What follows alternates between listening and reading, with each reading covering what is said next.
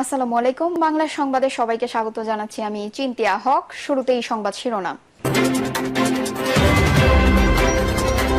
নির্বাচনের ফাঁকা মাঠ ভেবে খুশি হচ্ছেন, সাবধান হন বললেন তারেক রহমান। এদিকে ডক্টর ইউনূসকে নিয়ে এক দশক আগে যা বলেছিলেন নরেন্দ্র মোদী। জানাবো গ্যাসের জন্য আওয়ামী লীগ আমলে 20 কোটি টাকা ঘুষ দিয়েছি বললেন বাণিজ্য উপদেষ্টা। জানিয়ে দিব আমদানির আলুতে সয়লা পাবনা কেজি 100। এবং সর্বশেষ জানাবো বৃষ্টি কবে হতে পারে জানালো আবহাওয়া অফিস। দর্শক শুনছিলেন সংবাদ শিরোনাম, এখন বিস্তারিত। নির্বাচনের ফাঁকা মাঠ ভেবে খুশি হচ্ছেন, সাবধান হন বললেন তারেক রহমান। বিএনপির ভারপ্রাপ্ত চেয়ারম্যান তারেক রহমান বলেছেন, যেসব নেতাকর্মী সামনে নির্বাচনের ফাঁকা মাঠ ভেবে খুশি হচ্ছেন তারা সাবধান হন।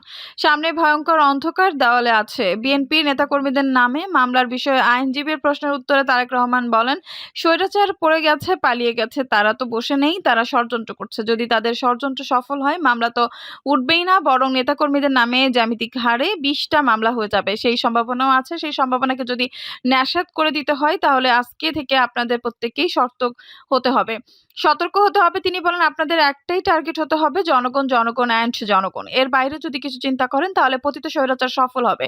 তারা সফল হলে আইনজীবী সহকর্মীর বক্তব্য অনুযায়ী মামলা আপনাদের মিটবে না, বরং মাথার উপরে আরো 10টি-20টি মামলা চেপে বসবে। আপনাদের নিজেকে যদি বাঁচাতে হয় তাহলে উপায় একটাই, জনগণের আস্থা অর্জন করেন। আপনার পরিবার পরিজনকে রক্ষা করতে হলে উপায় একটাই, জনগণের আস্থা অর্জন করেন। তিনি বলেন, ফারাক্কা বাঁধের বিষয়ে আমাদের একটা ধারণা আছে, এটি একটি আন্তর্জাতিক বিষয়। বিএনপির বাইরে অন্য সরকার যখন ক্ষমতায় এসেছে তারা যথাযথভাবে এটা দেখেনি। পতিত স্বৈরাচার সরকার প্রতিবেশী দেশকে খুশি করার জন্য ইচ্ছা করেই করেনি।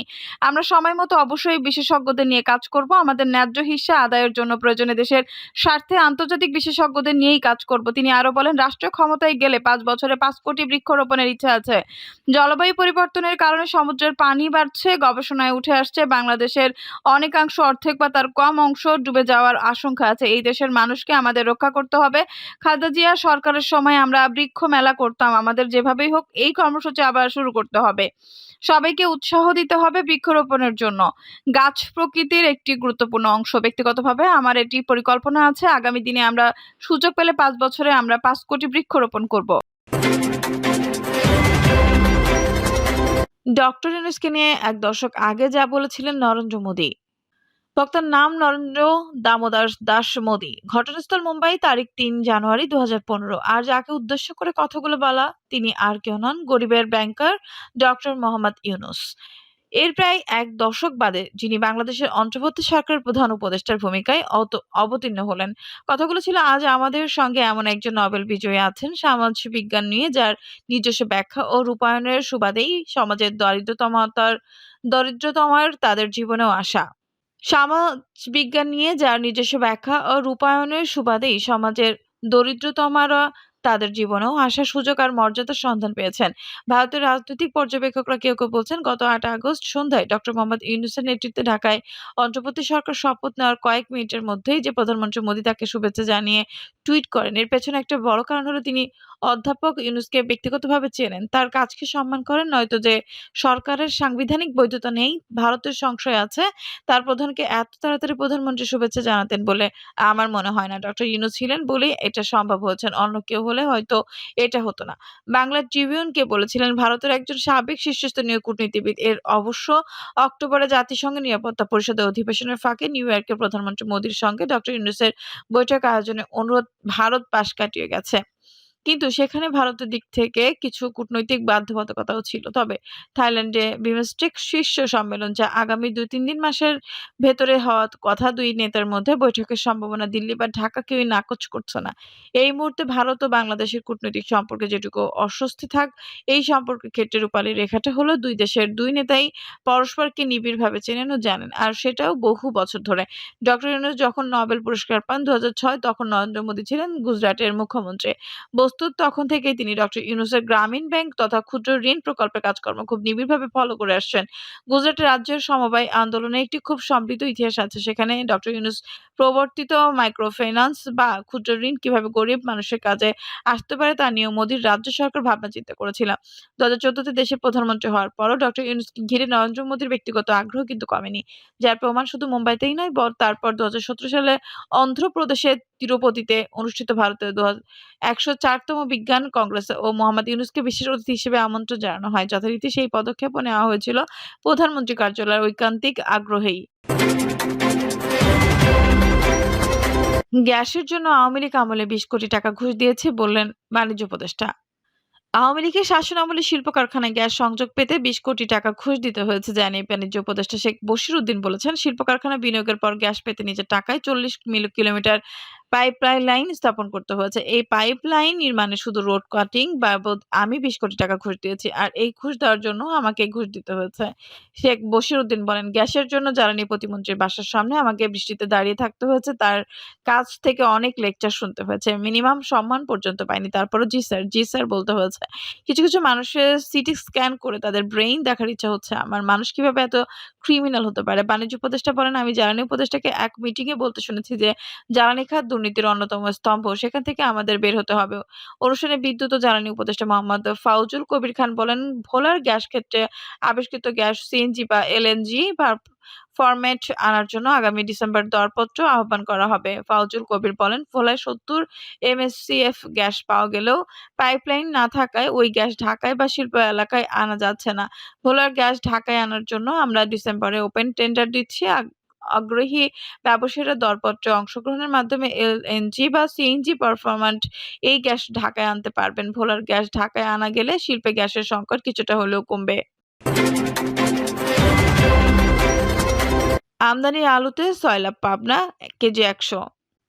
আমদানি আলুতে চলছে পাবনার বাজার। ফলে ক্রেতাদের গুনতে হচ্ছে বাড়তি দাম। প্রতি কেজি নতুন আলুর দাম ১০ থেকে ২০ টাকা বেড়ে বিক্রি হচ্ছে ১০০ থেকে ১১০ টাকা। অথচ বৃহস্পতিবারও এর দাম ছিল ৮০-৮৫ টাকা। এদিকে সবজি উৎপাদনে পাবনা সমৃদ্ধ হলেও শীতকালীন সবজির দামও ঊর্ধ্বমুখী। সবজিসহ নিত্যপণ্যের অতিরিক্ত দামে নাভিশ্বাসী অবস্থা ক্রেতাদের। তবে মুড়ি কাটা পেঁয়াজ ওঠার কিছুটা কমতে শুরু করেছে পেঁয়াজের দাম। ২ সপ্তাহের ব্যবধানে পেঁয়াজের দাম ১০-২০ টাকা কমেছে। পাবনা বড়বাজার ও লাইব্রেরি বাজার সহ কয়েকটি বাজারে দেখা যায় মূলাকপি, বেগুন ও সিম সহ শীতকালীন বিভিন্ন সবজি উঠেছে।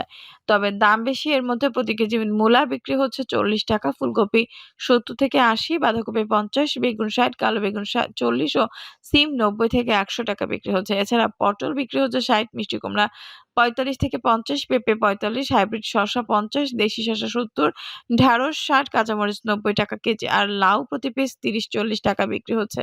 এছাড়া দেশি পেঁয়াজ প্রতি কেজি ১১০ টাকা, আমদানি পেঁয়াজ ৮০-৯০ টাকায় বিক্রি হচ্ছে। বিক্রেতারা বলছেন, অতিবৃষ্টিতে জলাবদ্ধতায় সবজির ক্ষেত নষ্ট ও আবাদ কম হয় পাবনার সবজির সরবরাহ কম। তাই দাম বাড়তি। বাজার করতে আসা নাইমা জান্নাত নামে এক ক্রেতা বলেন, পাবনার ব্যাপক সবজির আবাদ হয়।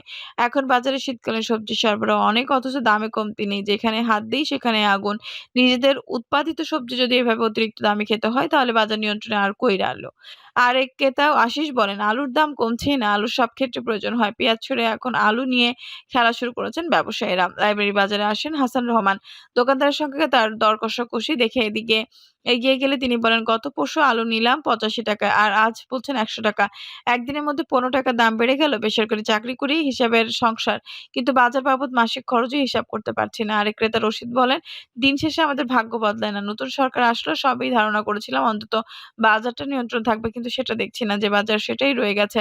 সেই ১০০ টাকার নিচে কোনো সবজি নাই। শুধু মূলা, মিষ্টি কুমড়া ও লাউয়ের মতো ২-১টা সবজি ১০০ টাকার নিচে।